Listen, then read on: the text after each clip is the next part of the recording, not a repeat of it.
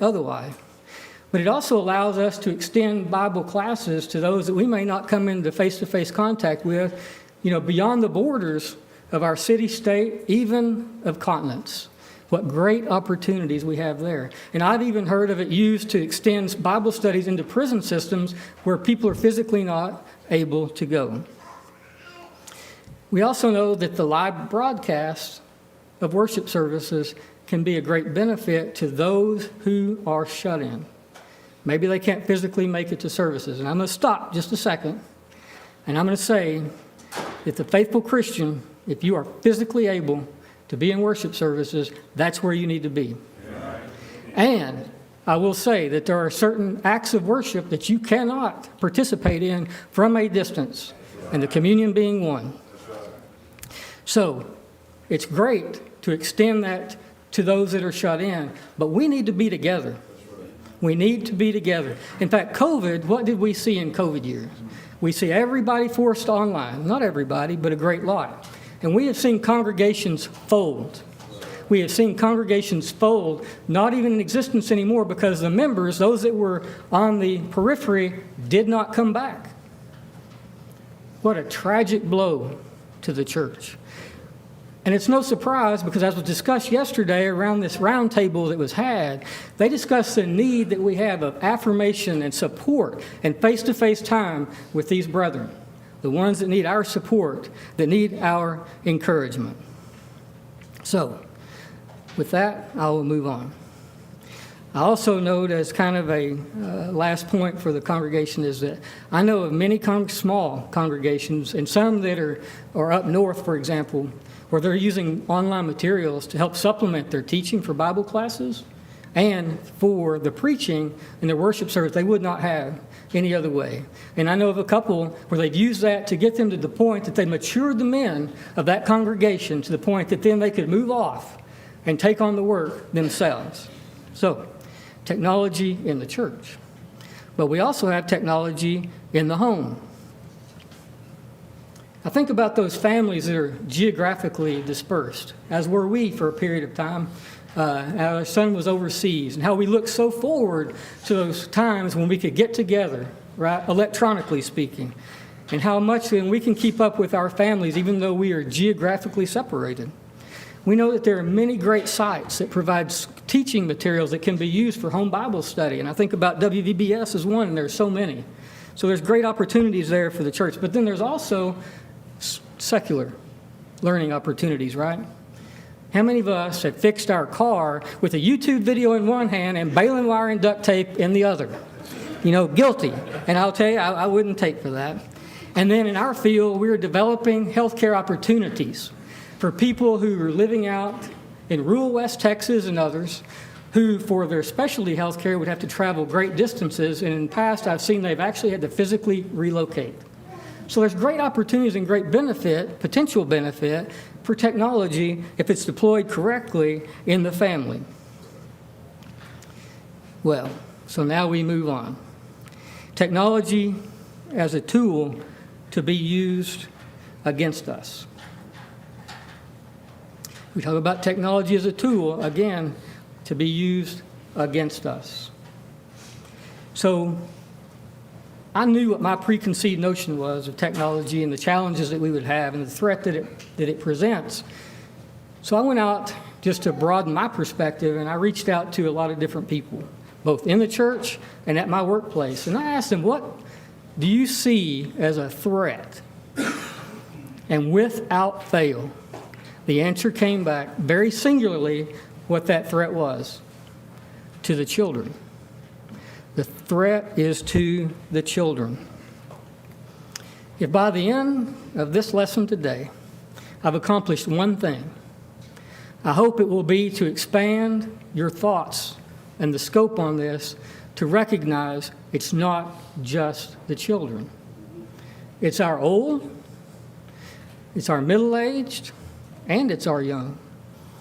It's people in your age group, and even as old as Tom Moore, that really are at risk. So anyway, in 1 Peter, now correct me anyway, In 1 Peter chapter 2, Peter speaks of false prophets and teachers who would make merchandise of those who would follow after them. So fairs, in speaking of that make merchandise of, it's a thing to import for sale, to deal in, or to use a person or a thing for gain. Folks, in today's environment, I want you to understand that you and I are the merchandise. Every view that you make, every video that you watch, every second that you dwell on something is monitored and it's logged. And every second that you spend on those sites is worth money to those that are trying to sell us as merchandise. And their goal is to feed us an endless supply of ads, to keep you scrolling and clicking and ordering in order for them to maintain a connection with you for as long as they possibly can. Recently, I had the opportunity to sit at the feet of the man who directed and created Toy Story and Up and Finding Nemo. And during that presentation, he spoke to how they mapped those movies to work on us between our ears, and how they would raise us up, and how they would dash us down, how they would extend hope unto us.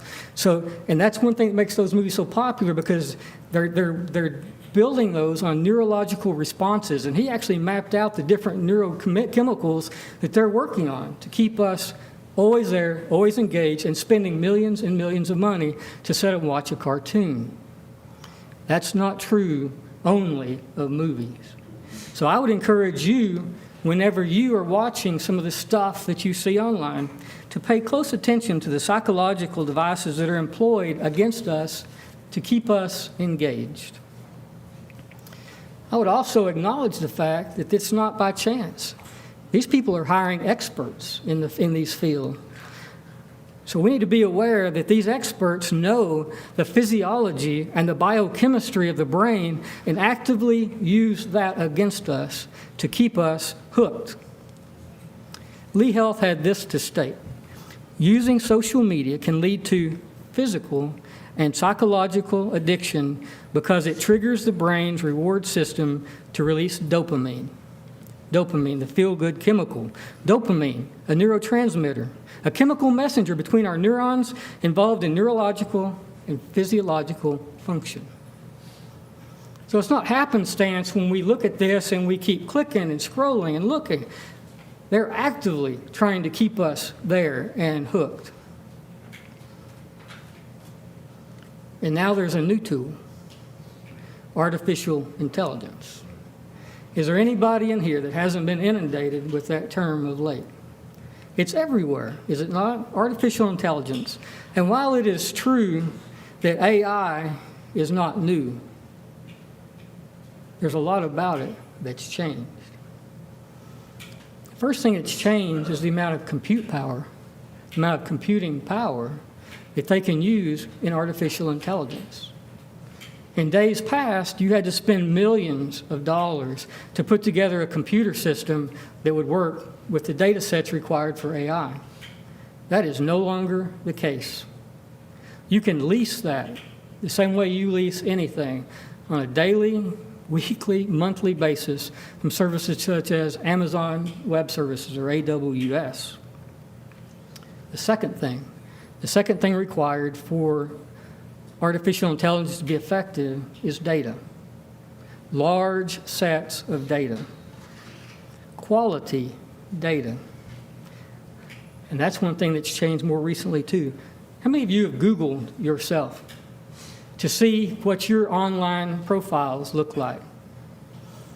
Anymore, with public data sets, they can find out where you have lived, where you live now, how much you spent for your home, what your telephone numbers were, who you're married to, who your kinfolks are, where you've worked. There's a tremendous tremendous amount of public information that's available on each and every one of us, no matter how low we've tried to live our lives. It's a tremendous amount.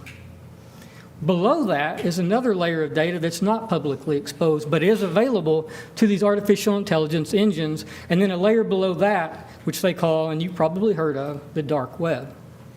So they know stuff about you that you don't even know that that exposes you.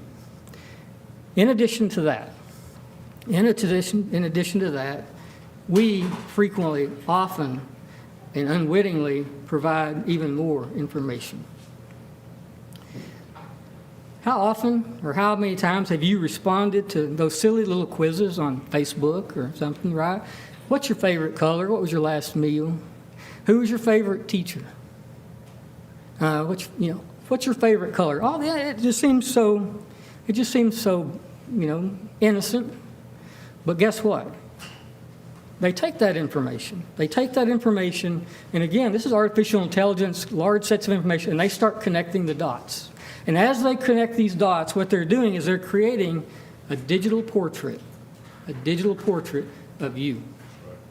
Where these things may know you better sometimes than we seem to know ourselves, or at least admit. And so behind the scenes, data is being collected. It shows you what sites you visit, what images you look at, and for how long, which ads catch your attention, what you're searching for, what you're buying.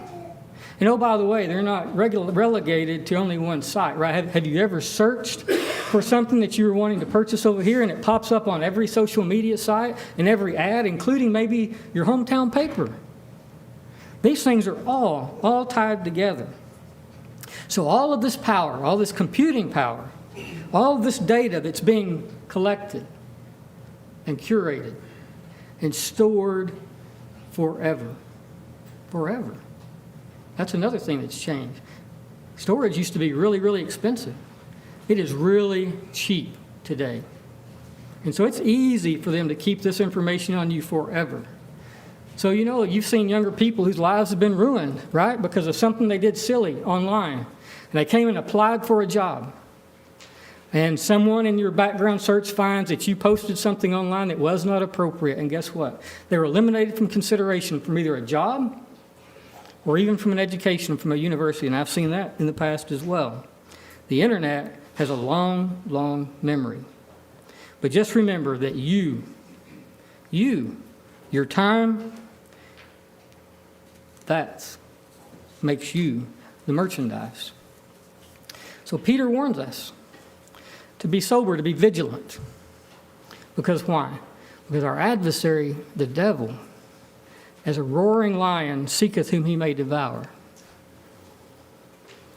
I would say that that imagery of a roaring lion doesn't always have the impact or strike the fear in the hearts and the minds of Christians as it should today.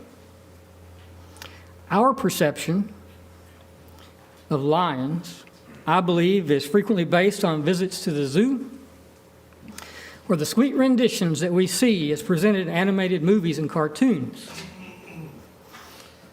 And I would say that even reality television will never show the cunningness, the ruthlessness, the savagery of the hunt and the kill of the lion. And consequently, I think our minds, our conscience are dulled to the true dangers that Peter has tried to warn us of. We, as Christians, warm and comfortable, safe, often let our guards down. We're not sober. We're certainly not vigilant.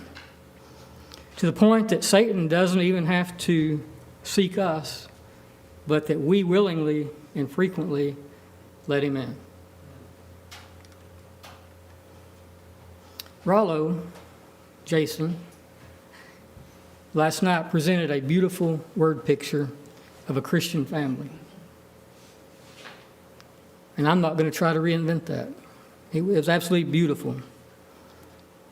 But if I go to that family, the head of the family, the parents or whatever, and as a salesman, I said, I want to sell you a door. I want to sell you a portal that will enable you to go anywhere that you want to go. You simply step through. Anytime. Would you buy it? Oh, by the way, your spouse and your children also have access to this door. Would you buy that? Oh, there's a little asterisk at the bottom of the contract. And it says, anybody else in the whole world can also come through that door into your home. Unwelcome, unbidden, unannounced. Now would you buy it?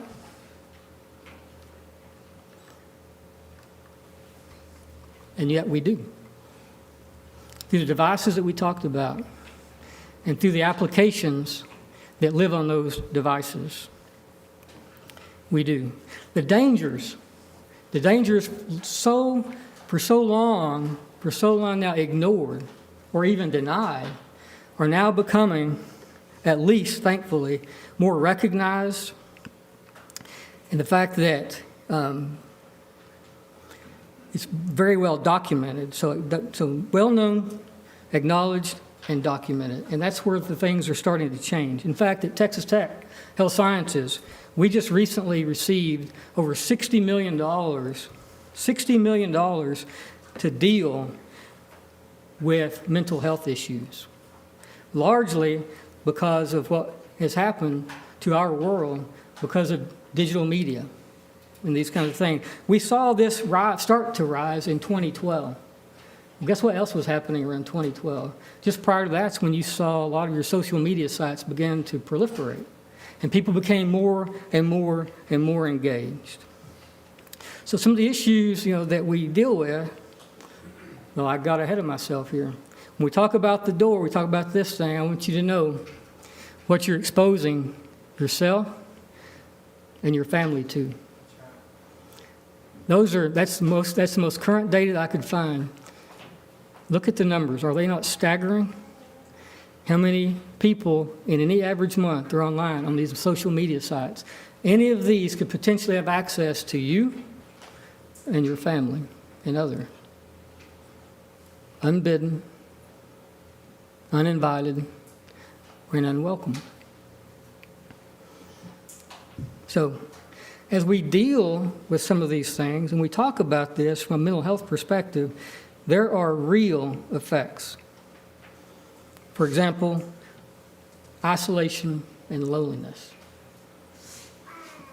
Very well known, well documented, and isn't it ironic? Isn't it ironic that the very platforms that were developed to bring us together have instead created an era of digital isolation, where online relationships have replaced real, face-to-face relationships. It is tragic. In addition to that, we want to talk about envy. We talk about envy. In Galatians, the 5th chapter, verse 19, Paul begins the list of the works of the flesh, and in verse 21 he continues with envyings, murders, drunkenness, revelings, and the like, of which I tell you before, as I've told you in the past, they which do those things shall not inherit the kingdom of God. Envy. Yesterday in the round table, I forget which of the brothers spoke to the fact that on social media, everyone is perfect. Everyone is perfect. They have the perfect home, the perfect spouse, the perfect children, the perfect job. Everything is perfect. But is that reality? It is absolutely not. In fact, that's a false reality. And yet those of us out here living our real lives often compare ourselves and our life to that which is fake, or at least very heavily curated. And oftentimes that will lead to envy. Envy to the point that you can see in the papers that it leads to physical violence and has even led to murder. What about depression? What about depression? Pantic states that some researchers have associated online social networking with several and severe psychiatric disorders, including depression, anxiety, and low self-esteem. Have y'all ever seen these artificial images created online where they apply filters to your real picture and they make you, well, it makes me look like Tom Selleck, which I kind of like. But anyway, but they have this challenge now. People are presenting themselves in ways, and yet when they look in the mirror, that's not what they see. Do you know that they're even developing specialty lines in plastic surgery where they are advocating that they will make you look like that picture? That is absolute insanity. And so is any surprise whenever you can't live up to this digital image of who you think you are, that you might be dealing with depression and depression issues? Absolutely not. It is all artificial. And the mirror that you look in tells that tale. What about cyberbullying? Cyberbullying. Do you know that as of January 2020, that over 44% of all online users report that they, and this is in the U.S. only, that they have experienced some type of cyberbullying or online harassment? And now these cyberbullies are even becoming more professional. It's not just about the people that you interact with or that your children interact with. There are serial cyberbullies out there who, just like a lion, they call out and they find the weak in the herd. And that's who they begin to attack. And they begin to attack you for the purpose of what? Exploiting or getting money, number one. But I think more tragically, number two, and this is often goes to the younger, in fact, younger men even, but also to the women, the fact that they're trying to get you to send pictures. And I'm going to stop. I'll let you take that from where it needs to actually go. So cyberbullying is a huge threat that we see. And we've even seen, if you watch any of the news shows, you'll see that it even leads to some that commit suicide because of what they've been bullied into. Also very tragic. What about false information? What about false information? What do we see in the U.S. today in dealing with? You hear fake news. Fake news. It can't be that. I got to hurry. We talk about false information, but you know that impacts not only us in the U.S. In the secular realm, but also in religion, because the tool sets that we use to promote good and godly information, they use against us to promote those things which are fake. Then we go into this. Influencer. What's an influencer? They're crazy people. They're crazy people that work so hard to bring in these mass audiences, to create, and it's fake. And in fact, I just recently saw on Dr. Phil where they brought in a social or an influencer to talk about what she did, and she creates this entirely fake person. But you know what? And she recognizes the fact that those that she was promoting her services themselves to were negatively impacted by them, but she did not care because she's making a lot of money. But then she also spoke to the fact that it was having a negative influence on her life because she could not live up this whole artificial self that she has created. Oh my. What about stolen or wasted time? As we noted above, as merchandise, our time has value to man. But more importantly, our time has value to God. And we have to make sure that we're able someday to give an account of the time that we've been given, the fact that we have used it appropriately. Do you know that in 2012, it estimated that the average user spent 151 minutes a day on social media, which is 920-ish hours a year. Is that not insane? You talk about a waste of time. We need to hurry and talk about the home. What about the bruised home? The time that shifted away from face-to-face interactions and shifted more to screen time. What about the fact that we have broken homes? Broken homes. 25% of cell phone owners in a marriage or partnership have felt that their spouse or partner was distracted by a cell phone even when we were together. 8% of a committed relationship have argued with their spouse over the amount of time that they spend online. What about the fact that this harbors the digital or online affair? And a digital affair is just as much of an affair as a face-to-face. Both are sin, and both will condemn you to hell. About secret sin. Secret sin. Rollo talked yesterday about a 12-year-old boy. Well, he wasn't 12. He was 12 years old at the time, but I believe he's 18 years old today. When he came and said, "I've got a problem with porn because I accidentally went there." Well, it's not an accident anymore. Now they physically come after you. They are presenting this to you. It's one click and you are through. Technology in subcultures. And I want you to pay careful attention here. The internet has revolutionized the way people communicate and has allowed a great many people to find like-minded people all across the world. And as a result, hundreds of thousands of subcultures have formed based on groups of people who share the same interests, beliefs, and lifestyle. Therefore, there are too many subcultures out there to name. The general rule is this: if you can think of a special interest, lifestyle, or belief, there'll be people out there somewhere who also share in that. There are some that are innocent, motorheads, for example. But what about those that are not? Sex trafficking, drug abuse, drug trafficking, and the like. You know, was it a surprise to you how quickly this rise in the LBG, whatever thing, movement and this whole woke thing have sprung up? It's been there, but we've been separated. But now we're together, and technology has turbocharged those kinds of things. They have brought people together, unfortunately. So the key here is to make sure that we are not allowing technology to control us. How do we protect our homes? How do we make? Well, I'm going to tell you, it takes effort, and it takes time. So the first thing we have to do is we have to keep current. We have to actually put the effort into going out there and finding out what's available, what the challenges are. Then we have to ensure that all the controls are in place. We need to start at the peripheral. Start with your internet service provider.